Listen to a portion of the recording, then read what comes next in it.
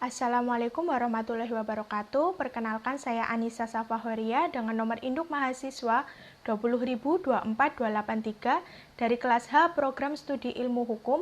Di sini saya akan menjelaskan materi tentang perjanjian internasional. Pertama, peristilahan dan ruang lingkup perjanjian internasional merupakan dasar pembentukan dari sebagian besar hukum internasional modern. Perjanjian internasional dibentuk untuk memenuhi kebutuhan mendasar negara-negara untuk mengatur dengan persetujuan bersama masalah yang menjadi perhatian bersama dan dengan demikian membawa stabilitas dalam hubungan timbal balik di antara mereka. Pembukaan Vienna Convention on the Law of Treaties 1969 sendiri menekankan peran mendasar dari perjanjian internasional dalam sejarah hubungan internasional dan khususnya pentingnya perjanjian untuk mengembangkan kerjasama damai antar negara. Saat ini kita mengenal beberapa nomenklatur ataupun penyebutan yang merujuk dan memiliki makna sebagai perjanjian internasional, seperti protokol, adjustment, konvensi, charter, modus vivendi, arrangement, agreement, final act, general act, declaration, concordat, dan sebagainya. Beberapa perbedaan di antara nomenklatur tersebut yaitu, pertama, treaty adalah istilah yang digunakan untuk perjanjian multilateral antar banyak negara yang substansi dari perjanjian tersebut sangat penting bagi para pihak. Selanjutnya, convention atau konvensi merupakan perjanjian yang dihasilkan dari pelaksanaan konferensi yang biasanya bersifat sangat penting sehingga mewajibkan negara-negara untuk turut serta dalam perjanjian tersebut. Biasanya, konvensi akan berlaku sebagai kaidah hukum internasional yang mengatur suatu isu penting dan dapat berlaku secara luas. Salah satunya konvensi di bidang lingkungan, yaitu Konvensi Kerangka Kerja PBB mengenai perubahan iklim tahun 1992. Kemudian agreement dan arrangement. Kedua istilah perjanjian internasional ini biasanya mengatur hal-hal yang sangat khusus mengenai hal teknis dan bersifat administratif. Maka biasanya jika perjanjian internasional menggunakan istilah ini, substansi yang diatur mengenai masalah teknis dan ruang lingkupnya tidak begitu luas. Selanjutnya, Memory of Understanding atau MoU merupakan perjanjian internasional yang kurang resmi atau informal, sehingga bersifat non-legally binding. Namun sekarang, menurut perkembangannya, MoU sudah banyak digunakan sebagai perjanjian internasional yang bersifat formal dan mengikat. Kemudian, deklarasi atau pernyataan merupakan kesepakatan para pihak yang bersifat umum saja dan mengatur hal yang pokok-pokoknya saja, sehingga biasanya deklarasi lebih bersifat soft law. Selanjutnya, protokol dan adjustment. Protokol sendiri mempunyai pengertian yang sangat banyak menurut J.G. Stark. Protokol bisa diartikan sebagai pelengkap dari suatu konvensi, sebagai instrumen pembantu yang bersifat independen, sebagai treaty yang sifatnya sama dengan konvensi, dan protokol suatu dokumen yang memuat persetujuan tertentu. Sedangkan adjustment biasanya berupa penyesuaian atau amandemen dari suatu protokol yang sudah ada. Selanjutnya, statuta atau statut dan piagam atau charter. Dua istilah ini sama-sama digunakan dalam perjanjian internasional yang diadakan oleh organisasi internasional dan biasanya dijadikan konstitusi atau dasar terbentuknya organisasi internasional yang mengadakan perjanjian tersebut. Kemudian, modus vivendi merupakan istilah yang digunakan dalam perjanjian internasional yang digunakan untuk instrumen kesepakatan bersifat sementara dan kurang resmi atau informal. Selanjutnya, concordat adalah istilah perjanjian internasional yang biasanya digunakan untuk kesepakatan antara tahta suci dengan negara-negara lain di bidang keagamaan.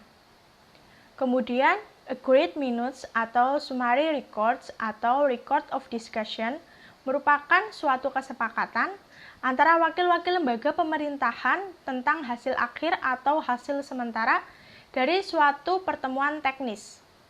Selanjutnya, pertukaran nota politik atau exchange of notes adalah instrumen diplomatik yang berisi pertukaran penyampaian atau pemberitahuan resmi posisi pemerintah masing-masing yang telah disetujui bersama mengenai suatu masalah tertentu.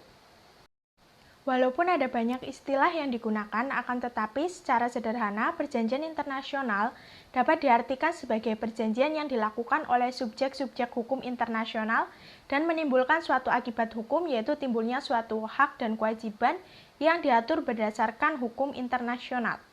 Dengan demikian, ruang lingkup perjanjian internasional hanya melibatkan baik itu negara dan negara, negara dengan organisasi internasional ataupun antar sesama organisasi internasional. Sebagai contoh, perjanjian yang dilakukan antara individu dengan badan hukum dari negara yang berbeda tidak bisa dikatakan sebagai perjanjian internasional, walaupun ada unsur lintas negara di dalamnya. Definisi dalam pasal 2 Konvensi Wina tahun 1969, intisari yang diambil dari rumusan definisi perjanjian internasional yang dibuat oleh Sir Gerald J. Fitzmaurice, yaitu perjanjian internasional adalah kesepakatan internasional yang diwujudkan dalam suatu instrumen formal, apapun namanya, judul atau sebutannya, yang dibuat antara entitas yang keduanya atau semuanya merupakan subjek hukum internasional yang memiliki kepribadian internasional dan memiliki kapasitas pembuatan perjanjian internasional dan dimaksudkan untuk menciptakan hak dan kewajiban atau untuk menjalin hubungan yang diatur oleh hukum internasional. Mohtar Kusumaatmadja juga membuat rumusan terkait definisi perjanjian internasional, yaitu bahwa perjanjian internasional merupakan perjanjian yang diadakan oleh anggota masyarakat bangsa-bangsa yang mempunyai tujuan untuk menimbulkan akibat-akibat hukum tertentu. Kemudian, Boer Mauna dalam bukunya yang berjudul Hukum Internasional, Pengertian, Peranan, dan Fungsi dalam Era Dinamika Global, berpendapat bahwa perjanjian internasional adalah instrumen yuridis yang menampung kehendak dan persetujuan negara atau subjek hukum internasional lainnya untuk mencapai tujuan bersama yang mana pembuatannya diatur oleh hukum internasional dan menimbulkan akibat hukum yang mengikat bagi para pihak yang membuatnya. Berdasarkan uraian beberapa definisi tersebut, maka secara umum dapat disimpulkan beberapa unsur yang menjadi syarat suatu kesepakatan dapat dikategorikan sebagai perjanjian internasional, yaitu: pertama, perjanjian internasional harus berbentuk tertulis agar dapat dijadikan bukti otentik bahwa perjanjian tersebut memang ada dan benar merupakan hasil dari kesepakatan para negara pihak. Selanjutnya, perjanjian internasional diatur oleh hukum internasional dikarenakan perjanjian internasional pasti membebani para pihak dengan hak dan kewajiban sehingga muncul akibat hukum bagi para pihak. Maka perjanjian tersebut harus tunduk pada hukum internasional maupun hukum perjanjian internasional pada umumnya. Selanjutnya, perjanjian internasional mempunyai objek tertentu. Pada prinsipnya, perjanjian pasti memuat objek yang akan diperjanjikan. Begitu juga dengan perjanjian internasional. Biasanya objek tersebut akan menjadi nama dari perjanjian yang akan dilaksanakan, mengingat dalam perjanjian internasional tidak diatur secara sistematis penggunaan nama. Kemudian, sumber hukum perjanjian internasional. Pertama, pemahaman terhadap artikel 38 paragraph 1 of the Statute of the International Court of Justice. Sumber hukum internasional atau the source of international law diatur dalam pasal 38 ayat 1 Statuta Mahkamah Internasional atau International Court of Justice (ICJ).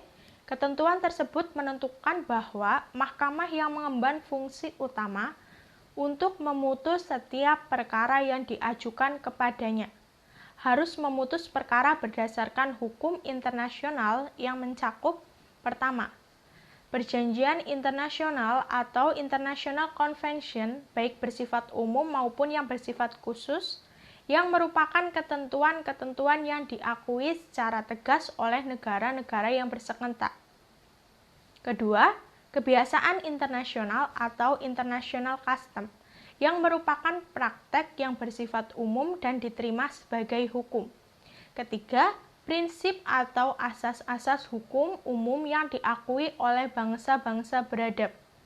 Keempat, putusan-putusan pengadilan dan ajaran dari sarjana yang bereputasi tinggi dari berbagai bangsa sebagai sumber tambahan dalam penentuan kaedah hukum. Ketentuan tersebut tidak dapat dipisahkan dari ketentuan pasal 38 ayat 2 yang menentukan bahwa keberadaan sumber-sumber hukum internasional itu tidak dapat mengesampingkan kekuasaan mahkamah untuk memutus perkara berdasarkan asas ex aequo et bono dalam hal para pihak menerima penerapan asas itu. Sumber hukum sebagaimana diatur di dalam pasal 38 Statuta Mahkamah merupakan sumber hukum dalam kategori formil atau sebagai sumber hukum formil. Sumber hukum sebagaimana diatur dalam ketentuan tersebut dapat diklasifikasikan atas dua kategori, yaitu sumber hukum primer atau utama dan sumber hukum tambahan atau subsidiary.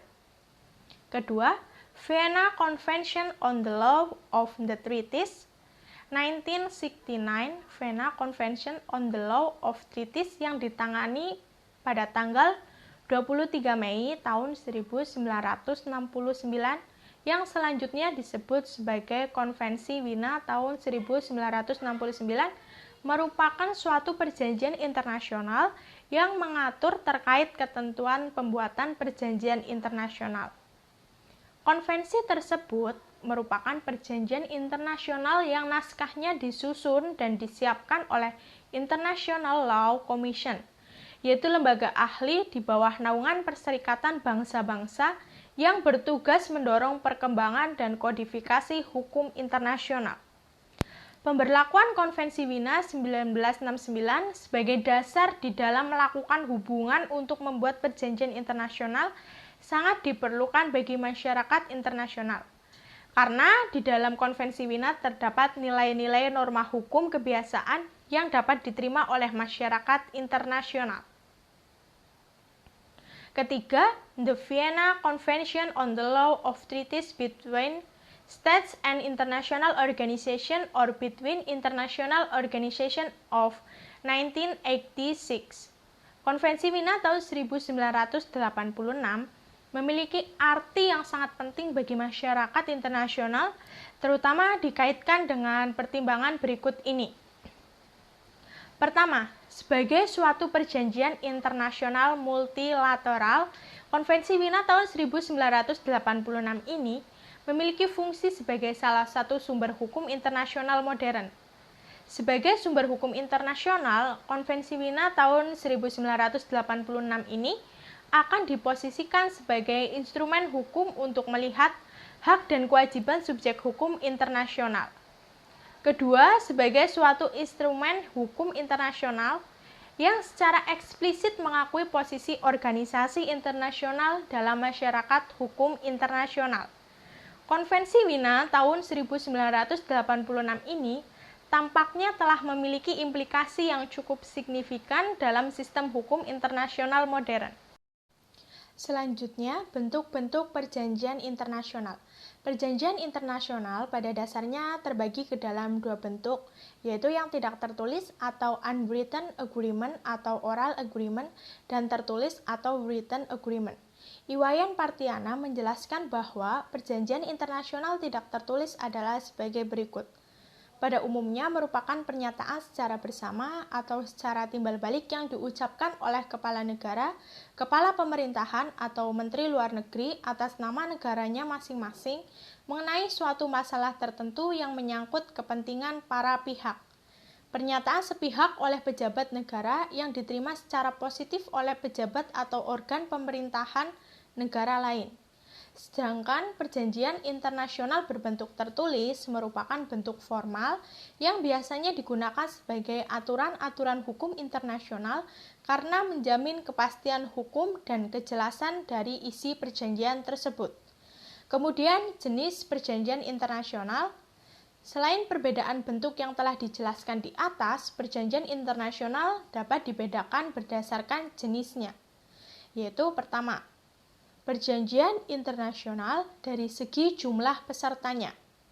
Terdapat dua jenis perjanjian internasional berdasarkan klasifikasi ini, yaitu perjanjian internasional bilateral atau dua negara dan atau pihak, dan multilateral atau lebih dari dua pihak. Kemudian, perjanjian internasional berdasarkan kesepakatan yang diberikan untuk menjadi negara pihak. Terdapat dua jenis perjanjian internasional di dalam klasifikasi ini, yaitu perjanjian internasional tertutup atau perjanjian internasional khusus, dan perjanjian internasional terbuka. Sesuai dengan namanya, perjanjian internasional khusus atau tertutup merupakan perjanjian internasional yang hanya mengatur kepentingan para pihak yang bersangkutan, di mana pihak ketiga tidak diperkenankan terlibat dalam perjanjian tersebut. Sebaliknya, pada perjanjian internasional terbuka, pihak ketiga atau negara-negara yang pada awalnya tidak terlibat dalam pembentukan perjanjian internasional tersebut dapat menyatakan persetujuannya untuk terikat atau consent to be bound dengan perjanjian tersebut di kemudian hari. Ketiga, perjanjian internasional dari segi kaidah hukum yang dilahirkannya.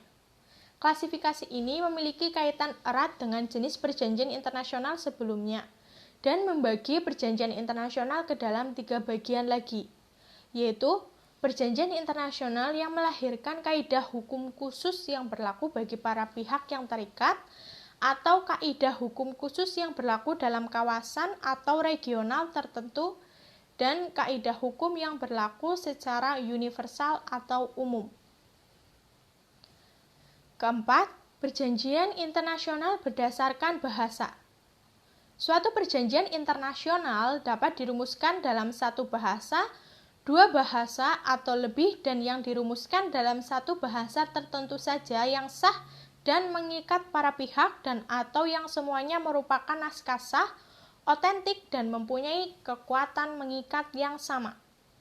Kelima, perjanjian internasional berdasarkan substansi hukum yang dikandungnya. Secara garis besar, ada tiga macam perjanjian internasional jika ditinjau berdasarkan kaidah hukum yang dirumuskan di dalamnya, yaitu perjanjian internasional yang seluruh pasalnya merupakan perumusan dari kaidah-kaidah hukum kebiasaan internasional dalam bidang yang bersangkutan, yang merupakan perumusan atau yang melahirkan kaidah-kaidah hukum internasional yang sama sekali baru dan atau yang substansinya merupakan perpaduan antara kaidah-kaidah hukum kebiasaan internasional dan kaidah-kaidah hukum internasional yang baru sama sekali. Keenam, perjanjian internasional berdasarkan pemrakarsanya. Perjanjian internasional sudah pasti lahir atas kebutuhan untuk mengatur suatu objek yang dihadapi secara bersama-sama oleh para pihak yang berkepentingan. Maka pasti ada pihak yang berinisiatif untuk mengadakan suatu perjanjian dengan negara lainnya. Berdasarkan pemrakarsanya, perjanjian internasional terbagi ke dalam dua golongan, yaitu yang kelahiran atau pembentukannya diprakarsai oleh negara atau negara-negara dan atau organisasi internasional. Sekian dari saya. Apabila terdapat kesalahan dalam pengucapan, saya mohon maaf. Atas perhatiannya saya ucapkan terima kasih. Wassalamualaikum warahmatullahi wabarakatuh.